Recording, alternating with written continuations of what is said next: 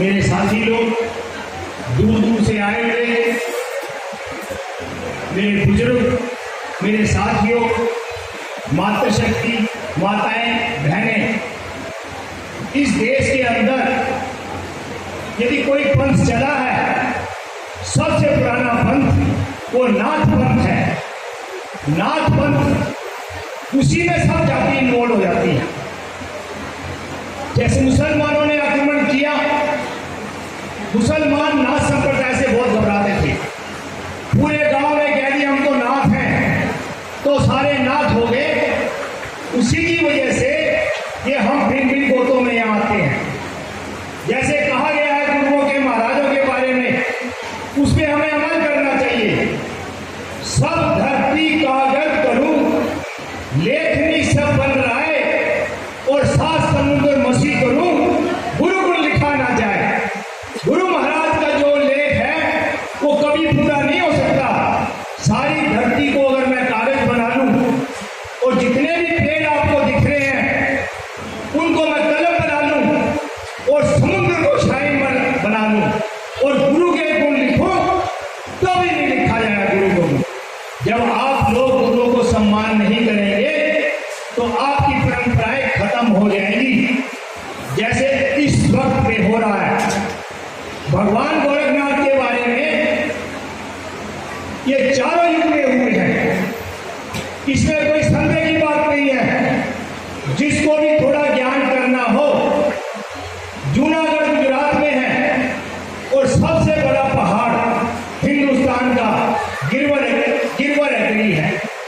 गिरनारगिरी के ऊपर सबसे ऊंचा मंदिर भगवान गोरखनाथ का है। गोरखनाथ कोई हमारी एक ही जाति के लिए, वो सभी के भगवान है। गोरखनाथ जी के बारे में कहा गया वो चारों युग में है। हिंदू राष्ट्र, जिन हमारे सिख भाइयों ने बलिदान दिए, हिंदू राष्ट्र की स्थापना नेपाल की बाबा गोरखनाथ ने की थी, और आज भी उनके नाम से वहां की करेंसी, मुद्रा उनके नाम से चलती है। जिसे देखना हो, नोट और सिक्के मेरी जेब में मैं दिखा दूंगा। देवलगढ़ इसको कहते हैं, आज उसे गढ़वाल कहा जाता है। देवलगढ़ की स्थापना बाबा गोरखनाथ ने की, और जितने भी गोरखास हैं ये सब गुरु गोरखनाथ ने बनाए। गुरु गोरखनाथ की देन है गोरखास। हमारी जाति सब जातियों से बड़ी जाति है, मगर हमारा संगठन नहीं बन पा रहा। मैं हिंदुस्तान के लगभग 24 स्टेटों में घूम चुका हूं, और नेपाल तक गया हूं। हमारी जाति सबसे बड़ी जाति है। जाट समुदाय 2-3 स्टेटों में खत्म हो जाता है, गुर्जर समुदाय 2-3 स्टेटों के बाद खत्म हो जाता है, यादव समुदाय ये भी 2-4 स्टेटों में खत्म हो जाता है। और ये जोगीनाथ संप्रदाय जो है, श्रीनगर से कन्याकुमारी तक हर जगह और हर जिले के अंदर है। ये हमारा दुर्भाग्य है कि हम लोग इसको इकट्ठा नहीं कर पाए। मैं ये इस टाइम 4थी दफा पंजाब में आया हूं। सिर्फ मेरा एक उद्देश्य है कि ये जाति इकट्ठी होके अपने आने वाले बच्चों के भविष्य के लिए सोचे। हर आदमी जो भी मिनिस्टर बनता है वो अपने लड़के को टिकट दे दो, अपने परिवार को बढ़ा दो, अपने उसको बढ़ा दो, मगर हमारे लोगों के पास ना कोई एमएलए है और ना कोई मंत्री है। अगर हुए तो एक समय अखिल जोगी जी छत्तीसगढ़ के जो मुख्यमंत्री हुए, उन्होंने हमें बहुत कुछ दिया है। बड़ियाल जाते रहे हैं, भट्टी जी भूल जाते रहे, मिलते रहे हैं। इसी तरह हम ये चाहते हैं कि पंजाब की जनता, पंजाब का नाथ संप्रदाय इकट्ठा होके अपना एक एमएलए चुने, अपना एक एमपी चुने, जिसकी वजह से हमारी बात लोकसभा में, विधानसभा में उठाई जाए। और बाकी समाज ये है, जिस तरह सब लड़ रहे हैं अपनी जातियों के लिए, हमें इकट्ठा होकर लड़ना चाहिए। गवर्नमेंट जब तक आपको कुछ नहीं देगी, जब तक आप कुछ नहीं करें। मैंने असम में 5 दफे गया था, और असम के अंदर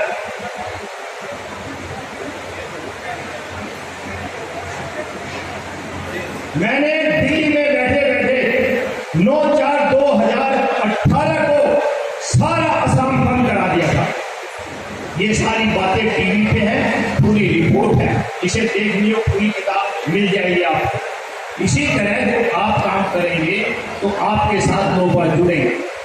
हमारा सिर्फ एक ही उद्देश्य है, इस बिरादरी को ऊपर उठाए। और जो भी आज तक जितने भी मंत्री संतरी विद्वान हुए, उन्होंने एक ही बात कही है कि हमारा जो भी ज्यादा से ज्यादा आदमी रहता है वो गांव में रहता है। गांव में उन्नति होनी चाहिए, पर गांव में करता कोई उन्नति नहीं है। आज तक किसी ने गांव में कोई उन्नति नहीं की। अगर गांव में उन्नति होगी तो लोग आज शहरों में नहीं भागेंगे। आज गांव में जो हमारे बच्चे हैं उनको सही तरह भोजन नहीं मिल पाता।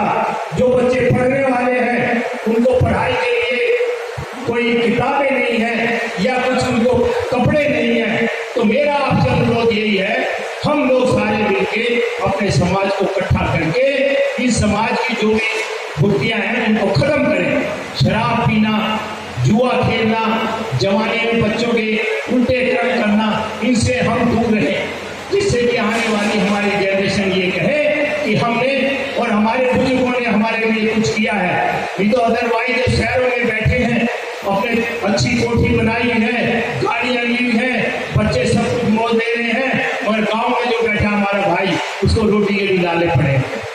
मेरा परिवार बिल्कुल संपन्न है, मेरा लड़का भी एमडी है, मेरी बहू भी एमडी है, लड़के का बहुत बड़ा व्यापार है, मैं खुद टीचर रहा हूँ। मगर एक लालसा लगी हुई है इस समाज के प्रति। किसी से जिंदगी में 100 रुपये का चंदा मैंने नहीं लिया, सारा हिंदुस्तान मैंने अपने हाथ से घूमा है और फिर भी आगे नहीं।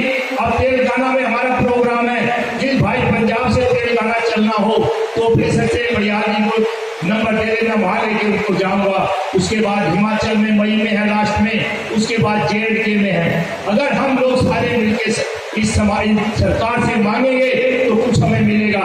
जैसे असम के अंदर मैं 5 दफा गया था, मेरे असम भाइयों ने वहां पे 2 करोड़ रुपए सैंक्शन कराए हर साल अपनी बिरादरी के लिए, अपने समाज के लिए 2 करोड़ रुपया हर साल सैंक्शन कराया। और उन्होंने बड़ी समझदारी से काम किया, उन्होंने गांव में जाके काम किया।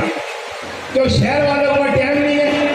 शहर वाले क्या अगर क्या है, ऐसी भाषणबाजी हो रही है, वहां क्या करना है? गांव वालों में काम किया, गांव वालों में जागृति आई, गांव वाले सबसे ज्यादा लोग आए हैं। इसीलिए मैं आपको कहता हूं कि आप सारे इकट्ठे हो गए, अपने बच्चों के लिए शहरों के अंदर छात्रावास बनवाएं, DC से मिले, लेटर लिखे, एक लिखे, रिमाइंडर लिखे, अपने छात्रावास बनाए, अपने गरीब बच्चों को वहां पढ़ाने की व्यवस्था की है। और जो सरकार ने हमारे लिए बहुत बड़े काम किए हुए, उनसे हम लोन लेके जो बच्चे पढ़ते नहीं है अपनी गाड़ियां डालें, अपनी दुकान खोलें, अपना व्यापार। इन्हीं बातों से मैं अपनी वाणी को विराम देता हूं। धन्यवाद।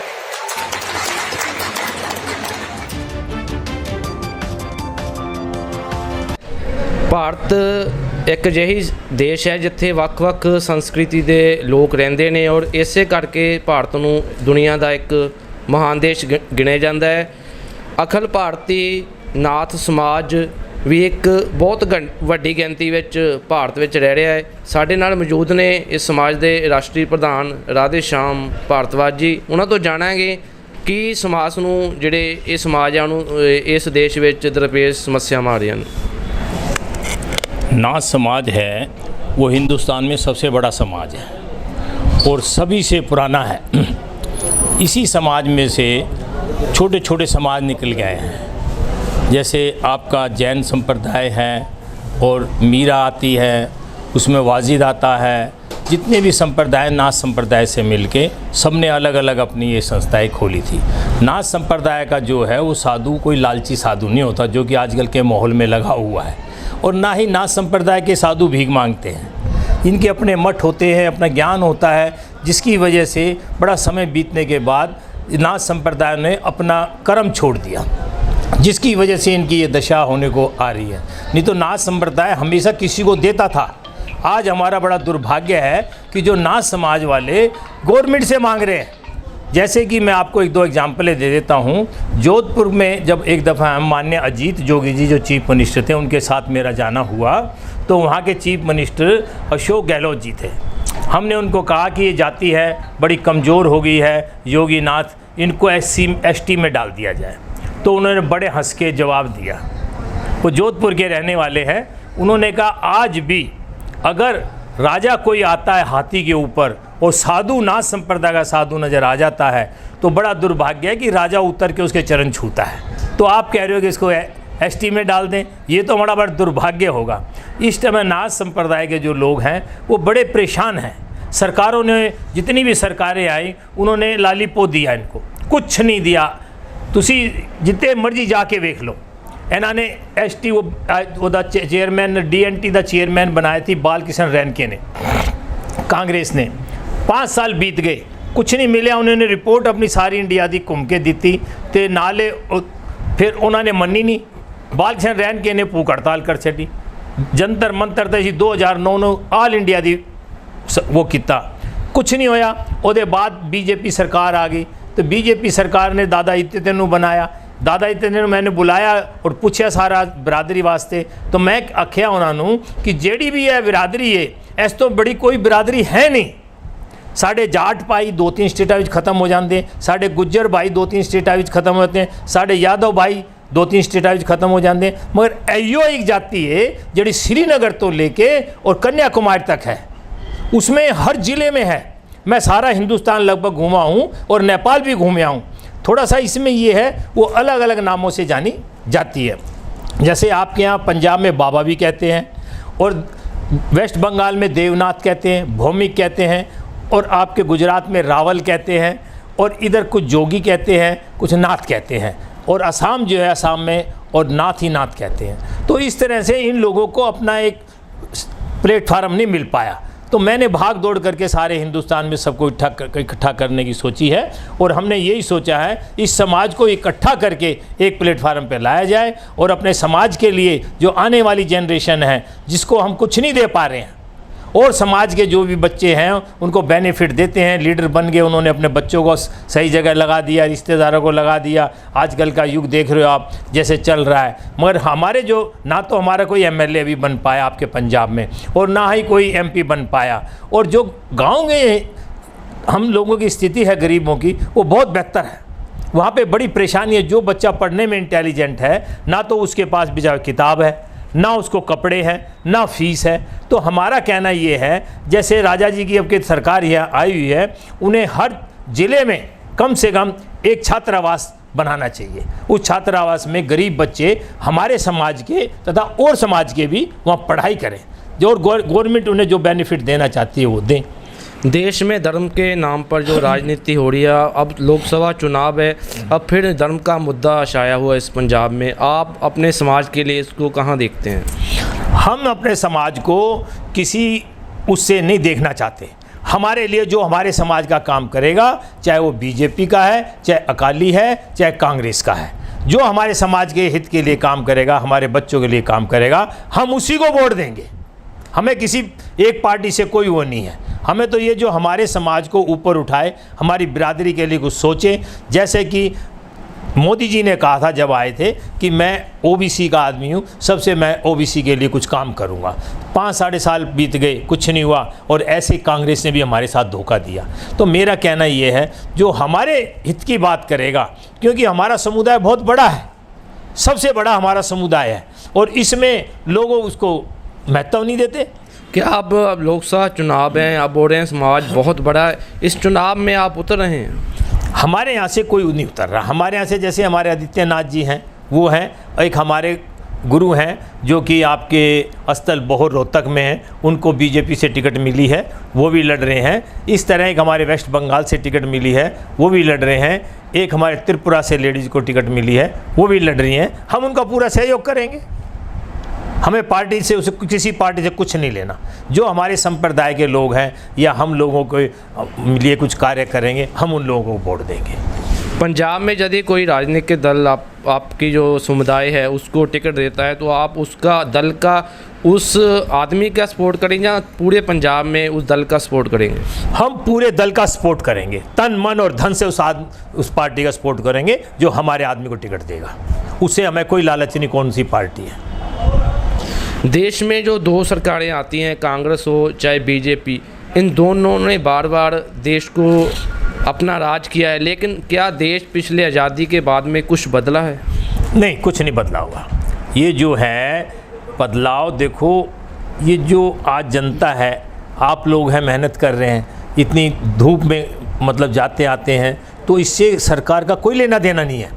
जो बच्चे पढ़ लिख के अपने आप नौकरी लग रहे हैं या कुछ करें, सरकार का उसको कुछ लेना देना नहीं है। सरकारों ने अब तक कोई बहुत ज़्यादा ऐसा नहीं किया जो कि मतलब आम जनता के तक उसके कुछ पहुंच पाया। हमारा कहना ये है कि गांव से हम लोगों की वो होनी चाहिए, गांधी जी से लेके और आज तक यही रहा कि गांव को डेवलपमेंट किया जाए। जब तक गांव को क्यों 90% जो है हमारे जो भी भाई हैं वो गांव में रहते हैं और गांव पे कोई भी ध्यान नहीं देता है।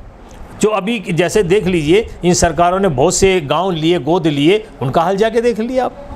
किसी के बारे में क्या कहना। नवंबर में श्री गुरु नानक देव जी के जो 550 साला शताब्दी समारोह मनाया जा रहा है पंजाब में, और आपका समुदाय भी उनके साथ जुड़ा है। जब गुरुजी ने गोरखनाथ जी जो आपके हैं गुरु, उनके जो चेलों को भोजन छकाया था, वही लंगर प्रथा अब सिख धर्म में अभी तक चलती आ रही है। क्या समाज इस जो समारोह हो रहा है शताब्दी, इसके लिए कुछ अलग से अपने यहाँ सहयोग कर रहा है? बिल्कुल करेंगे, इसीलिए हम आए हैं यहाँ। बाबा नानक देव की 550वीं बनाई जा रही है, इसीलिए हम आए हैं। बाबा गोरखनाथ तो उनके पहले से ही हैं इस दिन इनके ऊपर, और बाबा गोरखनाथ तो चारों युग में हुए हैं, अब भी हैं। जिस भाई को देखना गिरनार पर्वत पे जाए, वहाँ पे गोरखनाथ जी का 10,000 पौड़ियाँ चढ़ने के बाद गोरखनाथ जी का मंदिर आता है। फिर भी कांग्रेस सरकार ने हमारे समाज के लिए बहुत दिया। बड़ियाल जी को हमारा सरपंच चुना, यहाँ पे इनकी मिसेज को चुना, फिर भी कांग्रेस ने तो कुछ किया। और धीरे धीरे बीजेपी भी करेगी। जब उसको लगेगा भाई ये समुदाय बड़ा होता जा रहा है तो बीजेपी अवश्य करेगी, उसकी मजबूरी है।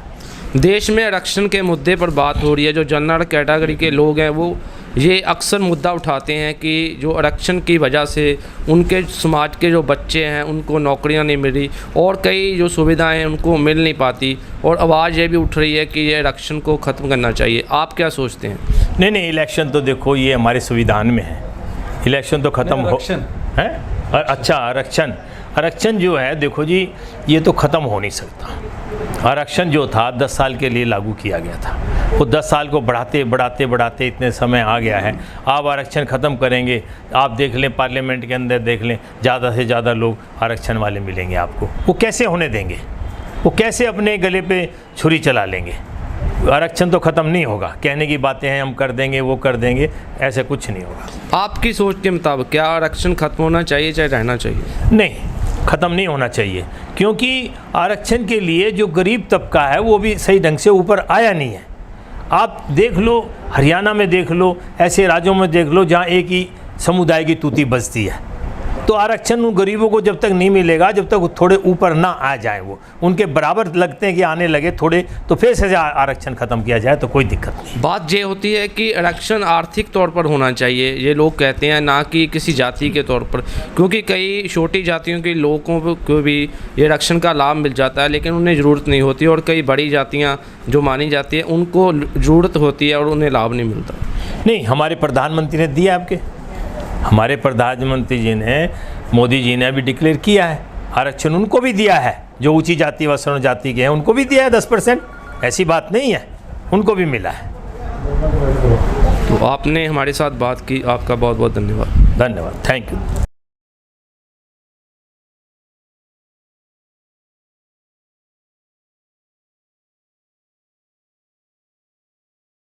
ये मेरा सहारा बन गया है। जोगी हमेशा आशीर्वाद देता आया हुआ है। हिंदू राष्ट्र की स्थापना भगवान गोरखनाथ ने की है। गोरखनाथ से बड़ा तो कोई नहीं हुआ इस पृथ्वी के ऊपर। स्वयं नानक जी ने उनके दर्शन करने के लिए मणिपुर में गए थे। ये क्या नाम है? मणिकरण में नानक जी गोरखनाथ से दर्शन करने गए थे। वहां पे आप लोगों ने, सिख भाइयों ने गुरुद्वारा बहुत बड़ा बना दिया, मगर एक छोटा मंदिर रह गया वहां पे। और ब्राह्मणों ने क्या किया, उस गोरखनाथ जी, वो शंकर भगवान गोरखनाथ की फोटो हटा के वहां शंकर की फोटो स्थापित कर दी। गोरखनाथ का जो वजूद है वो सारे वर्ल्ड के अंदर है।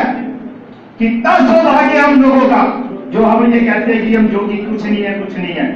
हिंदुस्तान नहीं, सारे वर्ल्ड के अंदर ये किताब मैंने आपको दी है, ये अपने पल्ले से छपवाता हूं। आज तक किसी संस्था से मैंने 5 रुपए नहीं लिए, अपनी समाज के लिए 10 लाख रुपए मैंने अपने पल्ले से खर्चे हैं, किसी से कोई पैसा नहीं लेता हूं मैं। इसमें ऐसी ऐसी चीजें लिखी है। जर्मन के राइटर जॉर्ज वेस्टर ब्रिज 1920 के अंदर इंडिया में आए थे और उन्होंने कहा था, मैंने सब देवता पढ़े हैं, गोरखनाथ से बड़ा कोई नहीं। गोरखनाथ कौन है, क्या है, ये मैं आपको थोड़ा बता देता हूं। क्यों? आप लोगों ने उनको पढ़ा नहीं है, इसीलिए आपको मालूम नहीं है। मुझे माफ करें अगर मेरे से कोई त्रुटि हो जाए या गलती हो जाए। आप सिख भाई हैं, हमारे भाई हैं, जोगी हैं, नाथ हैं। आप जो है अभी बार बार हर बात में वाहेगुरु दा खालसा वाहेगुरु जी फतेह कह रहे हैं, बहुत अच्छी बात है। किसने सिखाया आपको? किसने सिखाया ये आपको? गुरु नानक देव ने तो नहीं सिखाया। किसने सिखाया? गुरु गोविंद सिंह जी ने। आपने गुरु गोविंद सिंह जी की बात तो मान ली, नानक देव सिखाया वो नहीं मानी। क्योंकि हमारा जो है, हमारा जो आपस में बोलने का है वो आदेश का वर्ड है, हम आदेश करते हैं। आदेश को आप भूल गए। और जो सिख पंथ कहां से चला? गुरु गोविंद सिंह से चला। गुरु गोविंद सिंह जी ने कहा था हिंदू धर्म को बचाने के लिए सबसे बड़ा लड़का सिख बनेगा और वो हिंदू धर्म की रक्षा करेगा। हमारे भाइयों काफी कोई सिख पंथ अलग ही चला दिया, पूरे घर के सिख बन गए। आप देख रहे हैं पंजाब के अंदर हमारे हिंदू भाई आपके रिश्तेदार हैं, रिश्तेदार है नहीं, सारी सिख थोड़े रिश्तेदार, हिंदू भी है, लड़कियां ब्याहते, भाई ब्याहते, सब परिवार चलता है।